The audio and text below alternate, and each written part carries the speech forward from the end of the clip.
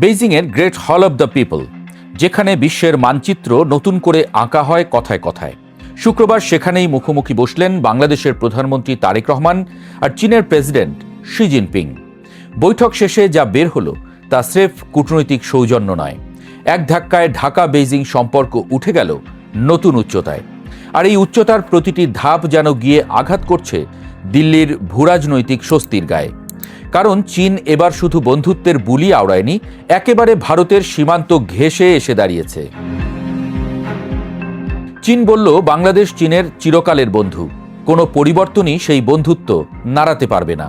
Xi Jinping স্পষ্ট করেই জানিয়ে দিয়েছেন, বিশ্বে যত পরিবর্তনই আসুক, চীন বাংলাদেশের বিশ্বস্ত বন্ধু আর সুপ্রতিবেশী হিসেবেই থাকবে। বিদেশি হস্তক্ষেপ প্রত্যাখ্যানের প্রশ্নে বাংলাদেশের পাশে থাকার অঙ্গীকারও করেছেন তিনি। প্রশ্ন হলো, এই বিদেশি হস্তক্ষেপ শব্দটার আড়ালে কি আসলে ভারতের দিকেই ইঙ্গিত? কূটনৈতিক বিশ্লেষকদের ধারণা, দিল্লির চাপ আর প্রভাব বলয় থেকে ঢাকাকে আলগা করতেই এই বার্তা। ৯০-এর দশকে ভারতকে নিয়েই গড়া হয়েছিল BCIM করিডোরের স্বপ্ন, বাংলাদেশ, চীন, ভারত আর মিয়ানমার মিলে এক অর্থনৈতিক সংযোগ। কিন্তু ভারতের ভূরাজনৈতিক অনীহায় সেই স্বপ্ন থমকে যায় বহু আগেই।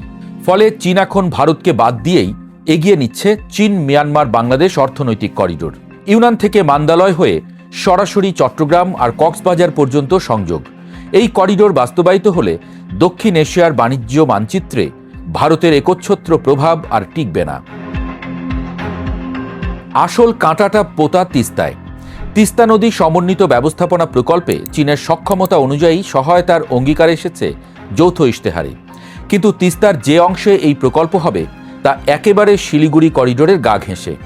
ভারতের পূর্বাঞ্চলের সাথে মূল ভূখণ্ডের সংযোগকারী সরু চিকেন নেক। বিশ্লেষকদের মতে এই এলাকায় চীনের প্রকৌশলগত উপস্থিতি দিল্লির কাছে নিরাপত্তাজনিত আতঙ্কের নতুন নাম।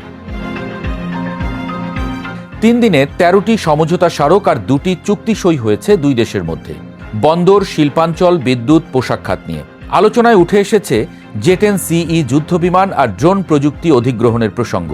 মংলা বন্দরের পাশে যে জমি একসময় ভারতীয় বিনিয়োগকারীর জন্য বরাদ্দ ছিল, তা এখন চলে গেছে চীনা প্রতিষ্ঠানের হাতে। আর এর ফলে ভারত রীতিমতো ফোঁসফোঁস করছে রাগে। ভারতের মিডিয়াই প্রকাশ করছে সেসব। সেই আগের দিন যে বাঘে খেয়েছে সেটা অন্তত পরিষ্কার হয়েছে তারেক রহমানের এই চীন সফরে।